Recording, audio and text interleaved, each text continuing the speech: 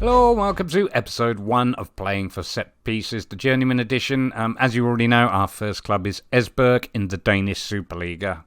Purpose of this save, as I mentioned before, is obviously to concentrate on bringing in a playing for set pieces mentality, philosophy to the club. And in terms of where we are at the moment, obviously this is just starting out. The one thing that I have done, and again the blog is coming soon, just got to find somewhere to put it, is the training. Obviously, with the key elements being the corners, as you can see, I'll show you the calendar because I've already set it up. Obviously, there's more details about this in the blog, plus these will be available very soon should you want to play around with them in the... Oh, I need to change that in the on Steam. In terms of how it's set out, let's have a look at the schedules. We have a 6-week rotation for during the season, and then a 5-week rotation for pre-season. Admittedly, I've only got the 4 weeks in there because that's all I had. I didn't bother to add the extra one. But these are the Sunday editions. Obviously, the original ones I did were Saturday editions, which is on the blog, because I didn't realise Esbjerg played on Sunday, because I'm stupid and didn't look. Nevertheless, obviously, this is now all set up. I intend, like I say, to publish them on Steam as well, once I've had a play, because obviously I've set it up.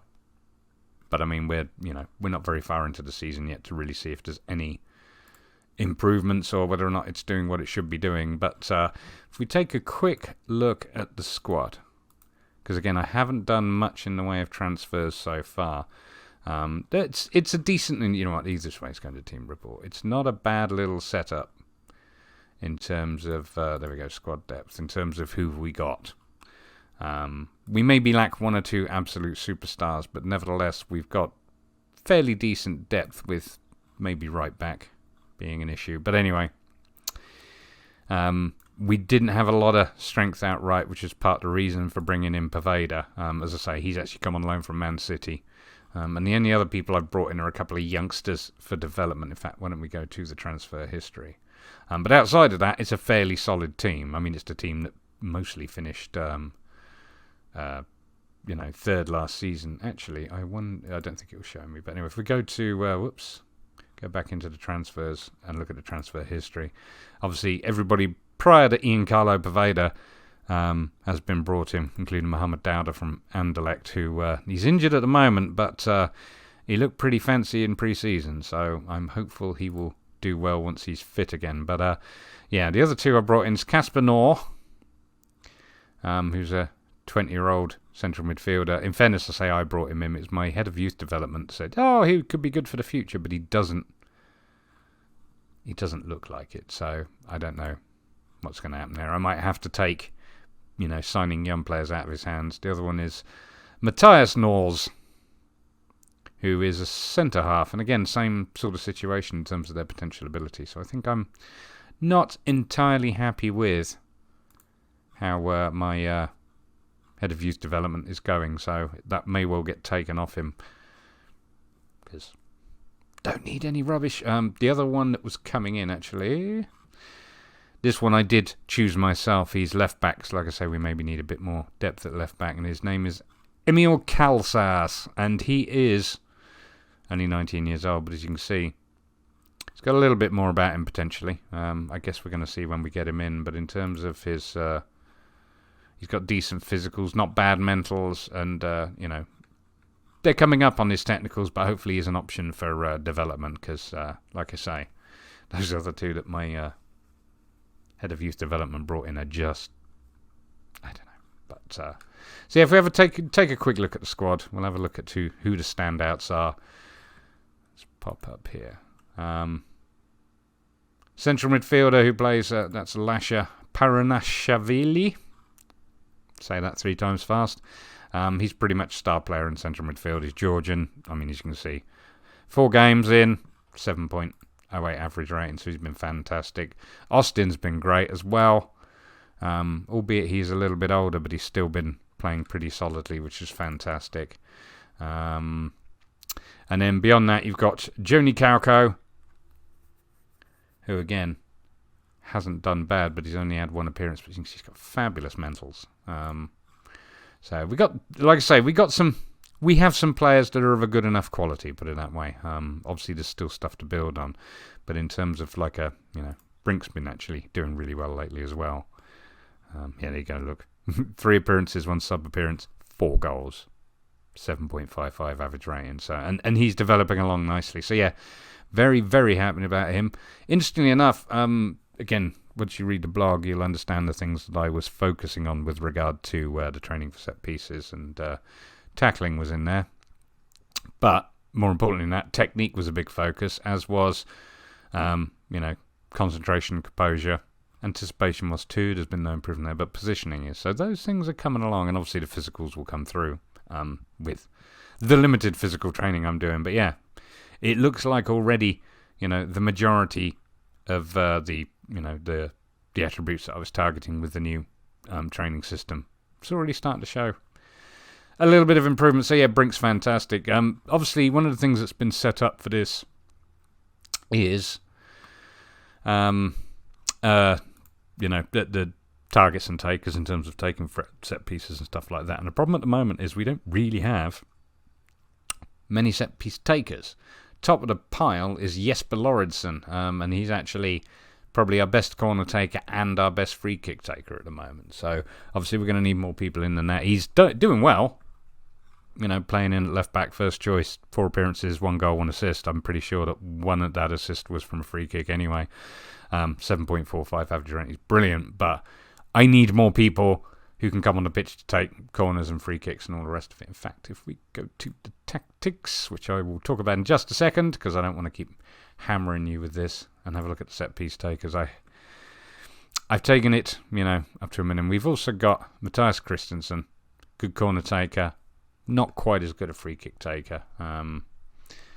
But again, he doesn't get on every match. He's playing more in the centre than anything else, because we don't play the standard 4-4-2 wings, which interestingly enough was suggested as an option for this team. But I feel like it's better suited, certainly from what I've been playing around with, to play 3 up front, I guess, or the two wide wingers. So we got a couple of players who can do a job, but like I say, there needs to be more options. I mean, Roy Kjaer, who, again, another young player, he's going to be fantastic, I think. He's had a very good start to the season. Again, not a bad corner taker and not a bad free kick taker. So he is also being developed to try and improve those, because, like I say, need more people on the pitch who can do it. So yeah, that is that. Obviously, in terms of the set pieces, I'll start with the corners. I have set up defensive and attacking options, as I have done for all of the free kicks and stuff like that as well. Thing about it is obviously I need to play around with them a bit and see how they go. In the corner stuff, it's pretty much straightforward. I'm not doing anything too outlandish.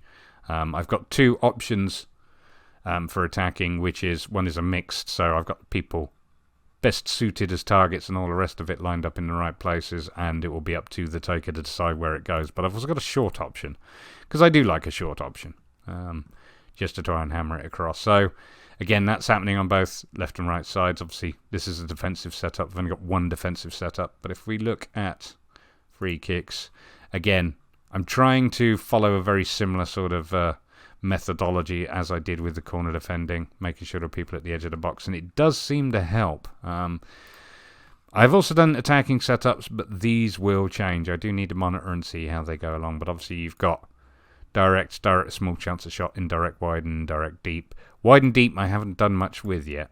I've just tried to make sure I've got the right people in there, and also to keep people on the edge of the box, because I found, again, if you don't have anybody hanging around the edge of the box, it can get cleared very quickly and end up in a counter-attack situation, whereas these guys can actually pick up the ball, maybe even get another opportunity. So it's working all right, but like I say, there's more work to be done on it. So, and last but not least, we will go into the actual tactics themselves. We're playing with 2 formations. This is the main one that I've been using, and it's been working quite well. Poor old Soriri is injured, which is unfortunate, because, again, he's not been doing bad. He actually did better in pre-season playing out on the right than he does playing up left. As you can see, he's had 3 starts with only 6.43 average rating. He has been subbed. But in pre-season, he played out on the right before we got Poveda. And even though it's not where he wants to play, he's brilliant. He did really quite well. So, not sure what to tell you. As I say, it's early days. I'm still getting to know the team, but this formation seems to work reasonably well. The other formation, I did try out the 4-4-2, but like I say, I don't. If we just go with the selection advice and just see what the assistant manager says, it doesn't feel very good, I guess, is the point. So, at the moment, I'm training it as a backup set of tactics, because like I say, the Route 1 and the 4-4-2 were recommended as being suitable for this team when I was setting up tactics, but I do kind of want to stick with this at the moment. Just change over the selection. I find the selection advice quite useful, especially when it comes to rotation and where I'm getting to know the team, but there's still a few people like Brinch here who need to get on board with the tactics. They're doing the best. This trio has changed. In fact, he's supposed to be a box-to-box midfielder. I've been playing those around a wee bit. I've had a ball-winning midfielder down here. I've had a defensive midfielder, but for whatever reason, I find the DLP on defence to be really quite effective, not just in the defending point of view, but in terms of distribution as well. And Brink, well, he's been phenomenal, and he loves playing as Mazzala, so he is staying there for the moment as well. You know, minus 1 or 2 changes. So, yeah, it's not been too bad, and I'll show you now the schedule, because you've been waiting for that, I know. Pre-season was pretty good, but we only had 3 friendlies in the end. We actually cancelled one of them. Part of that was because of the Euro game coming up. But our first game of the season was against Midtjylland. And, of course, FC Midtjylland, they are one of the top teams in Denmark. There's no question about it, if not the top team at the moment. So they hammered us. And I was a little bit nervous because we hadn't done fantastically in pre-season either. We had that one big result against our B team, or under 18, should I say. And then we had, a couple of poor results, I guess, but we were playing stronger teams. So, but yeah, so obviously we got destroyed by Midtjylland 3-0, including an Anayembe own goal, which was unfortunate for him, bless him. I had to take him off after that. It kind of screwed his game. But, yeah, as you can see, we lost to SV Werder in the friendly, and then we drew with VFL Bochum. So, what are you going to do? And then, first game, like I say, against Midtjylland, we lost. But then we had 2 good results. Hobro IK in the league, beat them 2-0. Again, comfortable game. It looked like a different team that played against Midtjylland, to be honest with you. And then you have our next win, which was against Chikura, and that was the first round of the Euro Cup best placed second qualifying round, leg 1. And we dominate them 5-2. It was absolutely... I'm looking in the wrong place there. It was absolutely brilliant. I loved it. It was a really good game. It was nice to watch. Part of the reason for this, me showing you that, of course, is we're coming back for the second leg against Chikura. I think it's a safe game, but it will be nice to start out with something where we're doing quite well and sort of, instead of some of the struggles we've had in pre-season. I'm still not familiar with the team. The 1-1 against Nordsjælland shouldn't have been a 1-1, really. We should have done better. I felt like we were a better side, but we just couldn't, do what was needed, I guess. As it was, Brink on the 93rd minute was able to sort of bring in the equaliser, but we just, I don't know, we couldn't break them down, and yet I would have said we were the better team. Still came away with a point, so that was fantastic. So, yeah, today's game will be the home leg, second leg, in fact, of the Euro Cup best place second qualifier. So, we're expected to win it. We are favourites, I believe. Yep. 1-6 favourites. So, and like I say, unless they can overturn a 5-2, with bearing in mind that was 5 away goals, I think we're pretty safe to go through to the next round. So yeah, just wanted to bring you back for a quick look at the last Shakura game. I've been obviously monitoring what we're doing in terms of free kicks and all the rest of it, and we are Lauritsen, a lot of corners, and a couple of attacking free kicks. But between him and Anayembe doing the throw-ins as well, plus Rodolph Austin, he was surprising with his... No, it's not him at all. Who was the guy with the long throws that was the centre-half? Was it Tranberg? There we go. Tranberg's got quite long throws for a centre-half. Normally you'd expect that from a full-back. So I do want a nice long thrower to take advantage of. I haven't set up long throw tactics yet because we don't really have anyone. So, But yeah, this seems to be a good place for me to monitor them. I'm not really sure where else I'm going to find... Oops, just trying to do the analysis. That's action zones. Summary, maybe? Overview, shots, passes, crosses, error channels, interceptions, set pieces. Yeah, again, it's really giving us the same sort of information. What's that? Throw-ins. Yeah, it's the same sort of information. It's not really telling me... Attacking free kicks. It's not really telling me which ones turned into goals, if any of them. So, I'm not really sure yet how I'm going to monitor this. I obviously need to... what are the scoring chances like? It's the same sort of thing. Well, neither of those were... Oops, looking at the wrong word, guys. Neither of the scoring chances was from Lauridsen, who, of course, is our main guy when it comes to free kicks at the moment, and corners, with Christiansen being the second. But yeah, it's not really telling me what's happened. Maybe they didn't score off it. We'll see as time goes on. It is an important thing for me to review and keep an eye on. Obviously, we want to win. Undoubtedly, that's the whole point, is to get the good results. But we do... want to take advantage and do the best we can with playing for set pieces. Like I say, very, very early at the moment. We are literally only coming into August, so there's a long road ahead. But so far, I'm very happy with how things are going. Yeah, this might be a good place to monitor it. This is, I just was going in and looking at the stats through the league. Obviously, we know who have got the goals and where we are. We're 8th in terms of goals scored is 3. But if you look at goals from corners, there's only 2 teams that have scored 2, and 4 more that have scored 1. So you've got AAB, Midtjylland, both on 2, and then Brøndby through Copenhagen, OB, and Sonderjysk.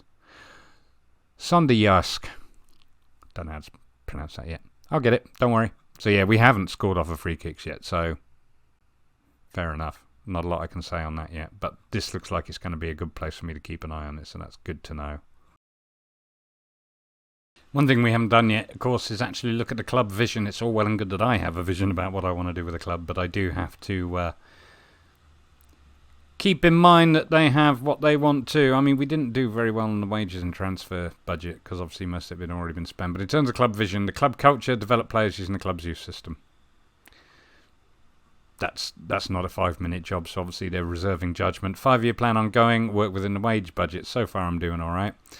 End of current season, Euro Cup reached 3rd qualifying round, mid-table for the 3F Super Liga, and reached quarter-final of the Sydbank Pokerland Cup.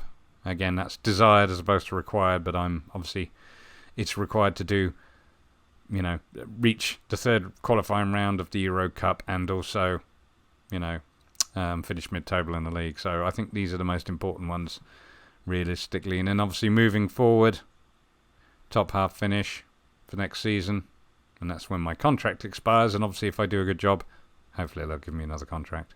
But the end of the 21-22 season, become recognised as the best of the rest.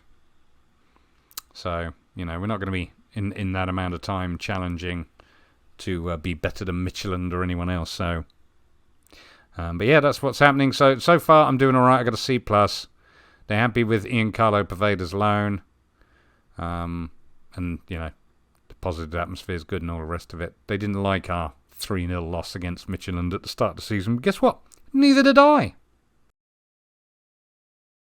Okay, it is time for Esbjerg at home to Shakura. It is the second leg of the Euro Cup best place second qualifying round.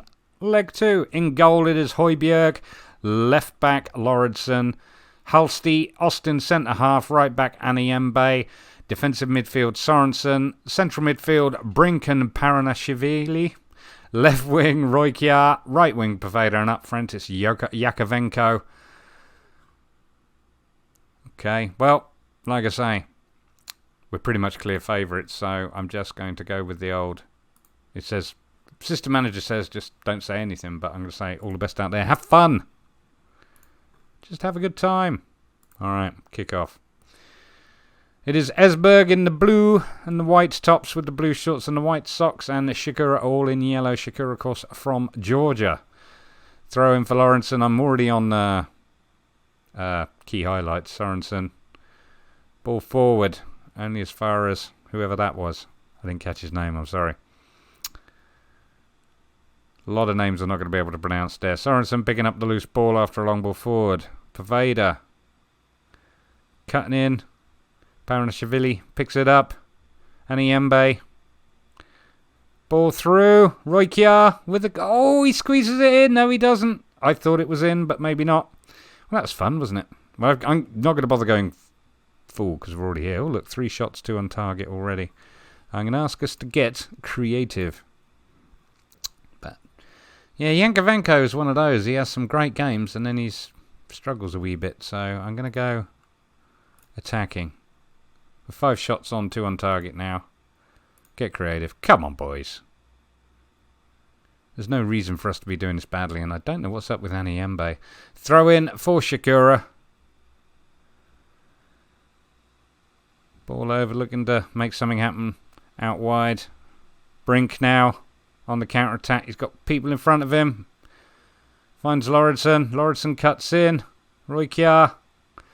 Back heel to Brink. They're looking to build something here. Lauritsen now on the edge of the box. Cross on the head of Paveda, and it is 1-0. Ian Carlo Paveda, his first goal of the season. Comes in with a header. Yeah, lovely work from Brink. Sorensen puts it out wide for Lauritsen. And Lauritsen, lovely cross. And there's Paveda. Paveda Ocampo. Squeezes it in with its head at the far post.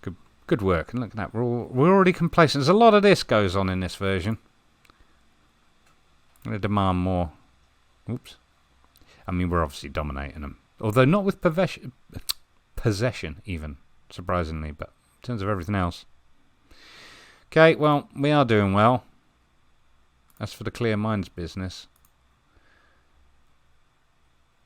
Maybe when it could all change, if performance levels drop. Yeah, well, considering you all look... But what is up with Aniembe? Yeah, so... You might be winning, but that could still all change. Don't let your performance levels drop. Which helps some of them be motivated, but Aniembe, everybody's complacent when we're only 1-0 up. I mean, okay, we're 6-2 up, but still. Didn't see much of this, or quite this badly in FM19, unless you were really storming ahead. But look, central defence isn't playing well. And neither is Sorensen. Well, I need Sorensen to play well, so we're going to bring on Joni Karko. And we're also going to take off Roykjaer and bring on... we're going to bring on Egeland in this case. Who else? And up front, I'm going to just play him as a target man on attack just for a minute. You know what? On support even. And just see what happens. Just to give him a minute. We got a striker on the bench. We're going to bring on Petre. We don't have a lot of depth up front, to be fair. But Petre, I reckon he's got some goals in him. Well, as you can see. 1 appearance, 2 goals, 1 assist. He did well, which I think, again, was the last Euro game. So we'll keep it like that for now. And let Yakovenko play as a target man. It's not ideal. Oh, and I didn't take off Aniembe. Probably because I didn't have anybody to bring on, do I? We'll find out. That was idiotic. Yeah. He's not playing especially well. He's playing awful. Daniel Aniembe. Jeppe Brinch. Oh, Jeppe. Sorry, Brinch is coming in. Oh, Lauritsen with the throw in. Yakovenko now as a target man. Puts it out. There's Paveda. I don't know what that was. Looked more like a pass back, but... Throw in now. For Esbjerg. Yakovenko. Trying to get a cross in. Brinch tries to get one. Paranashvili scores. Paranashvili. Lovely goal. First goal of the season from outside of the box. Esbjerg 2. Shakura 0. That's 7-2 on aggregate now. So we're dominating. Yeah. Lovely. Well-placed shot there. Very happy with that. Good work, my friend. He's Georgian, funnily enough. Certain amount of Georgian players around. Well, that's calmed. Wow, Austin's uninterested. Halstead's still not playing good. Let's demand more. Halstead with the ball forward. Finds Yankovenko. He's picked his game up playing as a target man. Obviously, he's just supporting the... holding up the ball, and I'm relying on the wingers to come in and do the attacking. Counter-attack now from Shakura. Into the middle. But Lauritsen now for Esbjerg coming forward. He's got a bit of support. Nobody's really closing him down. Is he going to go past his man? No, he's going to get a free kick. That fella's getting sent off. That's his second yellow card. Good night. Sorry, mate. Let's show some passion, maybe. Austin with a free kick for Esbjerg. Puts the ball forward. Paranashvili. Bridge. Paveda. Kauko. Brink. Egeland's got support. Lauritsen. He's in the box. And he has a go, but saved. I hate all those red. Let's go for demand more again. I really don't like all of this. Uninterested business. Well, 12 shots, 7 on target, 49% of possession. What are you going to do other than demand more? Let's check the analyses as well. Oh no, that's all covered. Esbjerg coming forward. Yakovenko into the middle. And Brink scores. It's 3-0. Mark Brink, 5th goal of the season. And we're apparently all either uninterested, complacent, or assured.